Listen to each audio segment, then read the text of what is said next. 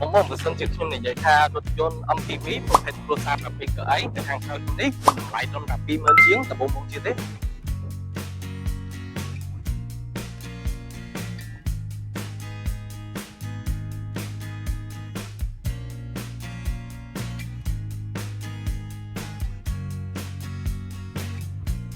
ងប្អូនស្ដាប់អត់ច្រឡំទេនៅខាងក្រៅខ្ញុំនេះគឺជារថយន្ត Starline 730ដែលជាប្រភេទ plug-in hybrid សាំងមកពេញអគ្គិសនីមកពេញយើងអាចរត់បាន1100គីឡូហើយចំពោះអ្នកប្រើប្រាស់នៅក្នុងក្រុងវិញចំពោះអគ្គិសនីគឺយើងអាចរត់បាន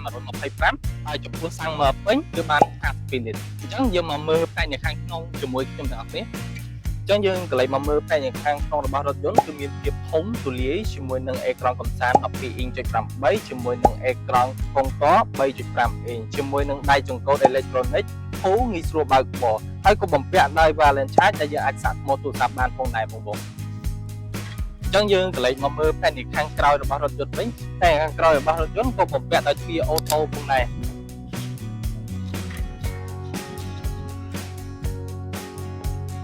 ចំពោះផ្នែកនេះខាងក្រោយរបស់រថយន្តគឺមានថាភាពធំទូលាយជាមួយនឹងកៅអីងាយស្រួលបត់បែនតាមដំណើរការរបស់អតិថិជនផងដែរហើយក៏បំពាក់ដោយម៉ាស៊ីនត្រជាក់6គ្រាប់បណ្ដាញដល់ខាងក្រៅផងដែរដែលយើងអាចសារ៉េទៅលើប៊ូតុងនៅខាងក្រោមនេះហើយអ្វីដែលកាន់តែពិសេសទៅទៀតនោះរថយន្តមួយនេះក៏ទុក space សម្រាប់អតិថិជនដែលអាចឆ្លងកាត់ដើរទៅកៅអីនៅខាងក្រោយម្ដងទៀតដែលមានកៅអី3ជួរពោះរថយន្តមួយគ្រឿងនេះវិញគឺមានបណ្ដោយ 4.9 m